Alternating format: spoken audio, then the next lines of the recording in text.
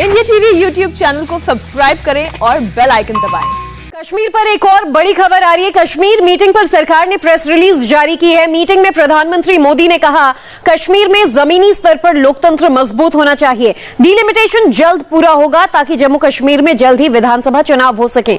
इसके अलावा मीटिंग में गृह मंत्री ने जम्मू कश्मीर में विकास योजनाओं के बारे में जानकारी दी। जम्मू कश्मीर में केंद्र सरकार की योजना का फायदा 90% आम लोगों को मिला।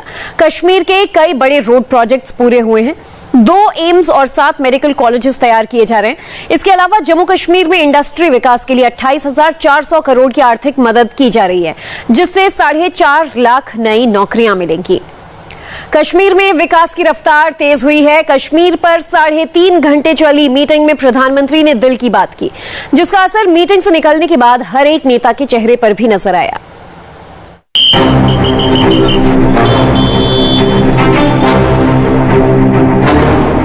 200 मिनट की मीटिंग में क्या क्या हुआ, कश्मीर में अब क्या क्या होगा, अनुच्छेद 370 पर प्रधानमंत्री मोदी ने क्या क्या कहा, इसका अंदाजा मीटिंग की शुरुआत और मीटिंग खत्म होने के बाद की इन तस्वीरों से लगा सकते हैं। मीटिंग से पहले जब मुलाकात हुई तो हर किसी की आंखों में उम्मीद थी। मीटिंग खत्म हुई तो यह उम्मीद विश्वास में बदल चुकी थी। 3.5 घंटे की पावरफुल मीटिंग में दिल्ली की दूरी और दिल की दूरी दोनों कम होना शुरू हो गई।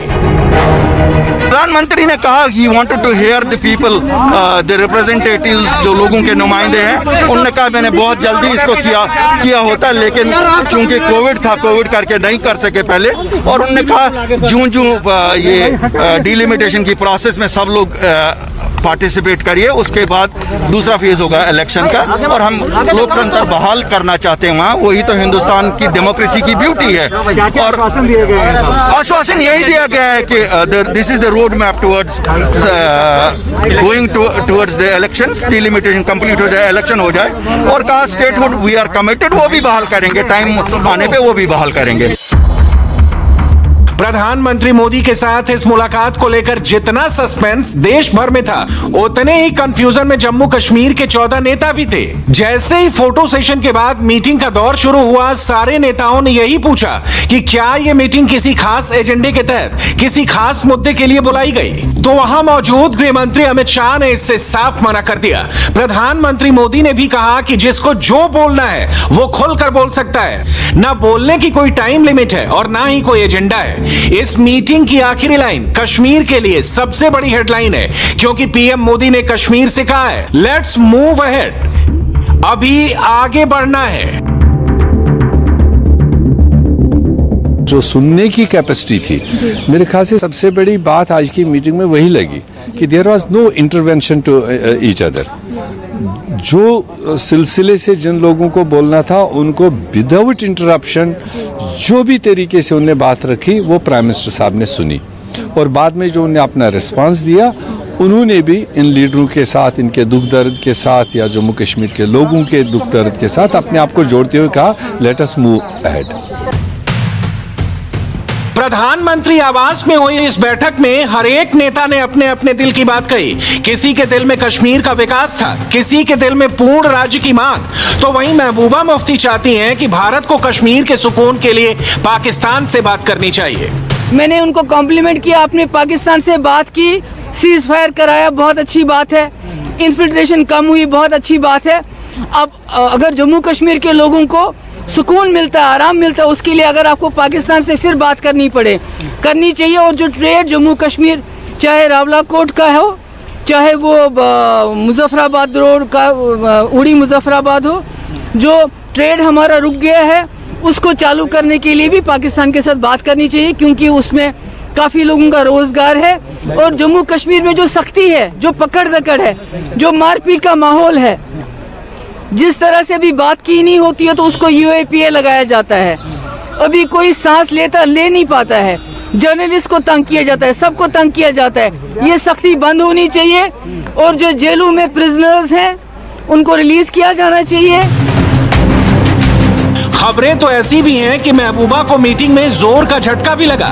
जब महबूबा 370 की बात कर रही थी, उसी वक्त घाटी के दूसरे पॉपुलर नेता मुजफ्फर बेग ने महबूबा और फारूक को टोका और कहा कि 370 का मुद्दा अब कोर्ट में है, यहाँ बात करने का कोई मतलब नहीं। 370 और धारा 35A को रिस्टोर किया जाए, इस बात की मांग रखी आप लोगों ने? मैंने मांग सिर्फ नहीं रखी, लेकिन ये पॉइंट आउट किया कि आर्टिकल 370 के क्लास 3 में लिखा है कि ये आर्टिकल खत्म अगर करने का फैसला हो, वो जम्मू कश्मीर की कॉन्स्टिट्यूंट असेंबली की मर्जी से होना चाहिए। और जम्मू कश्मीर की कॉन्स्टिट्यूंट असेंबली ने 1956 में कहा कि ये कंटिन्यू करें। जब हाई लेवल मीटिंग होती है तो प्रधानमंत्री आवास में बैठक होती है, तो सब कुछ प्रोटोकॉल के तहत होता है। प्रोटोकॉल यानी कब, किस वक्त, किस तरह से क्या होगा, किसको कहां पर बैठना होगा, कौन कब बोलेगा, यह सब पहले से तय किया जाता है। मीटिंग शुरू होने से ठीक पहले जम्मू कश्मीर के नेताओं के साथ प्रधानमंत्री मोदी का फोटो सेशन हुआ। 370 हटने के बाद कश्मीर पर यह पहली बैठक है। ऐसे ऐतिहासिक पल को कैमरे में कैद किया गया। इस फोटो में जम्मू कश्मीर के 14 नेता और प्रधानमंत्री, गृह मंत्री, जम्मू कश्मीर के उपराज्यपाल मनोज सिन्हा और पीएमओ में राज्य मंत्री जितेंद्र सिंह भी मौजूद हैं। इसके बाद हर कोई अपनी सीट पर पहुंचा। इस मीटिंग में कौन कहां बैठा, किस नंबर पर बैठा, यह बड़ा महत्व रखता है। कश्मीर में हाई लेवल मीटिंग में नेता और अधिकारी समेत 24 लोग मौजूद थे। फ्रंट पर प्रधानमंत्री मोदी, उनके बाईं तरफ गृह मंत्री अमित शाह, दाईं तरफ जम्मू कश्मीर के उपराज्यपाल मनोज सिन्हा बैठे थे। प्रधानमंत्री के दाईं तरफ रो में सबसे आगे फारूक अब्दुल्ला, फिर गुलाम नबी आजाद, महबूबा मुफ्ती, सज्जाद लोन, कविंद्र गुप्ता, निर्मल सिंह, रविंद्र रैना, अल्ताफ बुखारी। प्रधानमंत्री की बाएं तरफ लाइन में चौथे नंबर पर उमर अब्दुल्ला, फिर मुजफ्फर हुसैन बेग, तारा चंद्र जी मीर, मोहम्मद यूसुफ तारिगामी और पैंथर पार्टी के भीम सिंह बैठे थे। सबसे पहले फारूक अब्दुल्ला ने कश्मीर पर अपनी बात रखी। मीटिंग हॉल काफी बड़ा है, प्रधानमंत्री और भीम सिंह के बीच काफी दूरी है। ऐसे में अपनी बात रखने के लिए खास डिवाइस का उपयोग किया गया। देखिए, हर एक नेता के पास एक खास किस्म का फोन जैसा बॉक्स रखा हुआ है, साथ में हेडफोन भी जुड़े हुए हैं ताकि हर कोई आराम से अपनी बात रखे और दूर से हेडफोन के जरिए उनकी बात हर कोई सुन और समझ सके। मीटिंग तय वक्त से लंबी चली क्योंकि किसी नेता के बोलने पर वक्त की पाबंदी नहीं थी। मीटिंग की टाइमलाइन देखेंगे तो आपको समझ में आएगा बैठक के दौरान क्या क्या हुआ। 3 बजे जम्मू कश्मीर के नेता प्रधानमंत्री आवास में इकट्ठा हुए। 3:05 पर गृह मंत्री अमित शाह पहुंचे। 3:10 पर बैठक में पीएम मोदी पहुंचे। पीएम गृह मंत्री के साथ नेताओं का औपचारिक फोटो सेशन हुआ। फोटो सेशन के बाद कश्मीर पर बैठक शुरू हुई।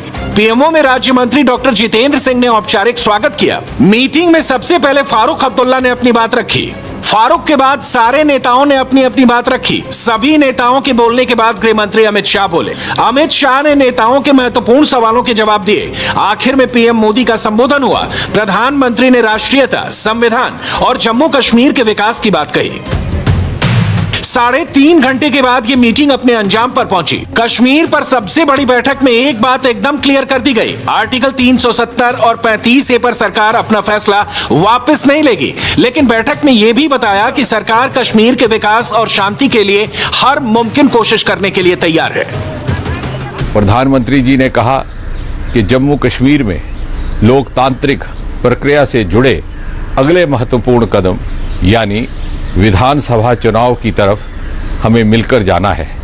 इसके लिए डीलिमिटेशन की प्रक्रिया को तेजी से पूरा करना होगा ताकि हर क्षेत्र, हर वर्ग को पर्याप्त राजनीतिक प्रतिनिधित्व विधानसभा में प्राप्त हो सके।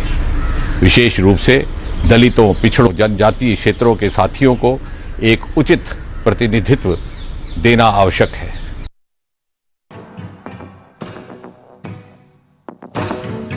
प्रधानमंत्री दिल्ली और कश्मीर के दिल की दूरी खत्म करना चाहते हैं। उनकी इस पहल का हर किसी ने स्वागत किया।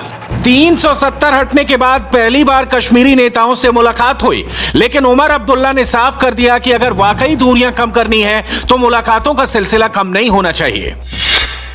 एक मुलाकात से ना दिल की दूर होगी, ना दिल्ली की दूरी होगी, कम होगी, लेकिन मुलाकात का अगर सिलसिला बना रहे और अगर जैसे फारूक साहब ने मीटिंग में कहा जो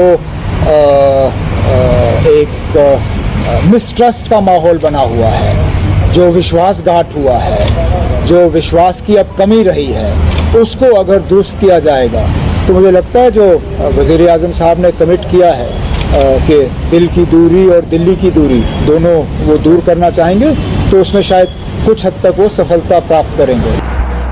इस मीटिंग में किन बड़ी बातों पर फैसला हुआ वो समझिए। जम्मू कश्मीर में परिसीमन का काम जारी है। परिसीमन के बाद जम्मू कश्मीर में विधानसभा चुनाव होंगे। जम्मू कश्मीर के पूर्ण राज्य का दर्जा बहाल करने का आश्वासन दिया। आर्टिकल 370 का जिक्र हुआ, लेकिन चर्चा नहीं की गई। पाकिस्तान का नाम भी आया, मगर इसको मुद्दा नहीं बनाया गया। प्रधानमंत्री ने कहा कि कश्मीर के हित के लिए सबको साथ में काम करना है। इस मीटिंग के बाद प्रधानमंत्री ने कश्मीर के युवाओं के लिए खास संदेश दिया। प्रधानमंत्री ने जम्मू कश्मीर के नेताओं से कहा कि अब जम्मू कश्मीर के युवाओं को राजनीतिक जिम्मेदारी देनी चाहिए। मीटिंग में कश्मीरी पंडितों का भी मुद्दा उठा।